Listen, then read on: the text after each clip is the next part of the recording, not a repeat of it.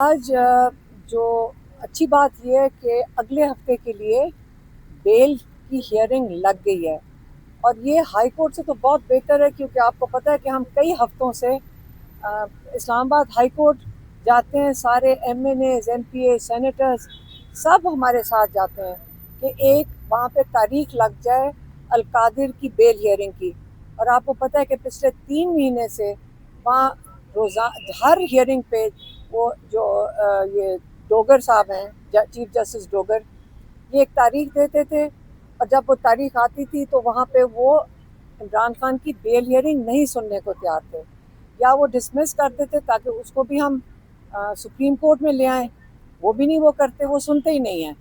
तो ये अल्लाह का शुक्र है कि सुप्रीम कोर्ट ने अगले हफ्ते की 19 तारीख दे दी है कि बेल इमरान खान की 9 मई की जो लाहौर हाई कोर्ट ने डिसमिस किया उसकी वो अपील सुनेंगे। लेकिन जो आज ये याहिया अफरीदी साहब की एक बात थी जो हम लॉयर से, अब ये जो लॉयर्स हम इन्हीं से पूछ रहे थे कि क्या मतलब था उनका।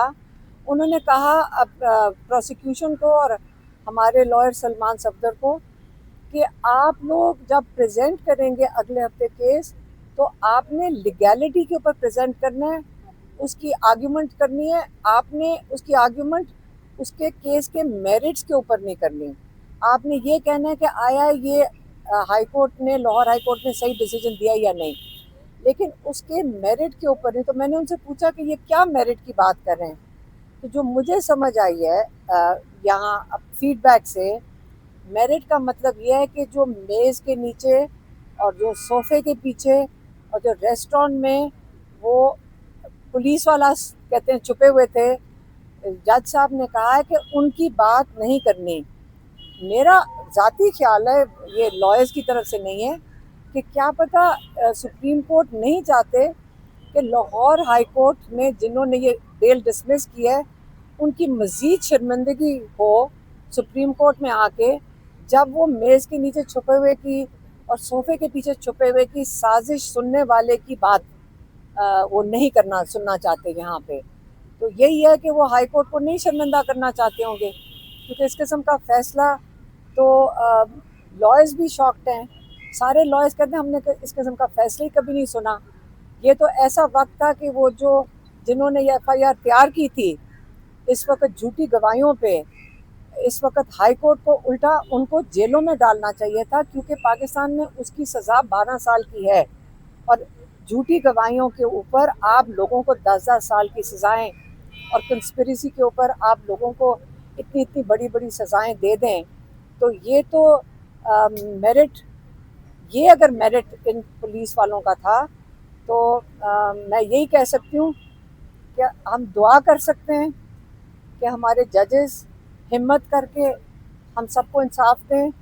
जिन लोगों को गैर कानूनी सज़ाएं दी गई हैं, अल्लाह ताला जजेस को हिम्मत दे और उनको भी इंशाल्लाह जजेस हिम्मत करके अल्लाह का नाम लें और अल्लाह पे सिर्फ यकीन करें और इंशाल्लाह इंसाफ जो हक़ाइक़ पे मबनी है और जो गवाहियों पे नहीं, जो सबूत पे मबनी है, अल्लाह ताला इन सबको हिम्मत दे जजेस को कि ये मेरिट के ऊपर ये लोगों को ये जो सज़ाएं हैं, जो फ़ैसले हुए हैं, ये इसको गैर कानूनी करके और सही फ़ैसला दे सकें, सबके केसेस पे मेरिट ला सकें। मेहरबानी। आज सुप्रीम कोर्ट में इन्होंने उसको केस की शुरुआत करवा दी और अगली तारीख दे दी है। हम तो इस पर शुक्रगुजार हैं, क्योंकि आपको पता है हम हाई कोर्ट में कितने महीनों से धक्के खा रहे हैं और सारा का सारी MNAs MPAs जाते हैं और ये केस वो आमिर डोगर नहीं सुनता। तो यही अल्लाह का शुक्र है कि सुप्रीम कोर्ट ने याहिया अफरीदी ने केस की तारीख दे दी है अगले हफ्ते की। और जो हमें समझ आई है, मैं अभी लॉयर से ही पूछ रही थी, अभी हमें पूरी तरह हमने चेक नहीं किया कि क्योंकि जज ने दोनों को कहा है कि आपने मेरिट के ऊपर बात नहीं करनी, लीगैलिटी पे बात करनी, ये हमें समझ आई है। तो मेरे ख्याल में जो मेरिट है वो जो मेज़ के नीचे और सोफ़े के पीछे छुपे हुए थे ना, मेरे ख्याल में उनकी बात नहीं करनी। यही जज साहब का मतलब होगा कि मेरिट तो यही था ना कि वो इतना बड़ा मजाक बना हुआ है सारे لوگوں کو سمجھ آ رہی ہے کہ میز کے پیچھے اور عمران خان کی میز کے پیچھے ایک بندہ چھپا ہوا تھا, ایک صوفے کے پیچھے سن رہا تھا, ایک چکری کے ریسٹ ہاؤس میں سن رہا تھا. یہ اتنے احمقانہ ایف آئی آر انہوں نے بنائی ہیں کہ میرے خیال میں کورٹ میں ایسی ایف آئی آر لے کر جاؤ اور ایسے چارجز لے کر جاؤ اور اس کے اوپر لوگوں کو 10-10 سال کی سزائیں دو کنسپریسی بنا کے. مطلب ان کے جو اسکرپٹ لکھنے والے ایف آئی آر ہیں, یہ جو جوتی ڈالنے والے, تھوڑا سا چیک ہی کر لیتے. ہمیں بھی اب سمجھ آ گئی کہ جو بندہ میز کے نیچے چھپا ہوا تھا وہ چھٹی پہ تھا اور کسی اور شہر میں تھا. اگر آپ کو اس وقت تو جیل میں ان کو جانا چاہیے جنہوں نے اس قسم کی جھوٹی گواہیاں دی ہیں, اور الٹا ہائی کورٹ نے فیصلہ لکھ کر دے دیا. سپریم کورٹ کے اوپر بھی اس وقت بہت بڑی ذمہ داری ہے کہ حالانکہ انہوں نے کہہ دیا کہ میز کے اوپر نیچے چھپے ہوئے, میرے خیال میں کیا پتہ سپریم کورٹ بھی یہی سوچ رہا ہو کہ اتنی احمقانہ بات ہے کہ اس کو تو میرے خیال میں سپریم کورٹ میں لانا ہی نہیں چاہیے. اس لیے انہوں نے لیگل بات کی ہے کہ لیگیلٹی پہ فیصلہ مطلب ڈسکشن کرنا اگلی دفعہ. یہی میں سمجھی, مجھے یہی سمجھ آئی ہے. تو علیمہ خان صاحبہ, آپ کو کوئی امید ہے, کیونکہ جس طرح سزائیں مل رہی ہیں 9 مئی والوں کو, کل بھی سزائیں دی گئی ہیں 10-10 سال 5-5 سال, اس سے پہلے ڈاکٹر یاسمین راشد صاحبہ, عمر سرفراز چیمہ صاحب, ان سب کو سزائیں 10-10 سال دی گئی ہیں. تو آپ کو کیا لگتا ہے, کیونکہ خان صاحب تو اس ٹائم پہ موجود ہی نہیں تھے جب یہ 9 مئی کا واقعہ ہوا تھا. دیکھیے کون سی سزا اس وقت ہے جو میرٹ کے اوپر ہے. ہر سزا دینے سے پہلے آپ کو اس کی شواہد پیش کرنے پڑتے ہیں کورٹ کے اندر. ایک شواہد نہیں دیا گیا ہے, اور سیدھا سا شواہد ہے جو پہلے دن سے عمران خان نے کہا تھا. آپ کو یہ معلوم ہے کہ پچھلے 2.25 تقریباً 2.5 سال سے عمران خان کہہ رہے ہیں کہ سی سی ٹی وی فوٹیج لے آئیں اور سارا اس کے اندر پتہ چل جائے گا. لیکن سی سی ٹی وی فوٹیج کدھر گئی ہے؟ کوئی بات کیوں نہیں کرتا کہ سی سی ٹی وی فوٹیج کدھر ہے؟ آپ نے اگر پروف دینا ہے 9 مئی کا تو سی سی ٹی وی فوٹیج لیں. ساری دنیا میں اسی طرح ہی ہوتا ہے کہ آپ شواہد پیش کرتے ہیں, اور یہ پولیس کی رسپانسبلٹی ہوتی ہے, ان کی ذمہ داری ہوتی ہے کہ شواہد پیش کریں. تو شواہد تو آپ کو پتہ کہ کوئی ہے نہیں, تو اس لیے اسی قسم کے کیس بنیں گے.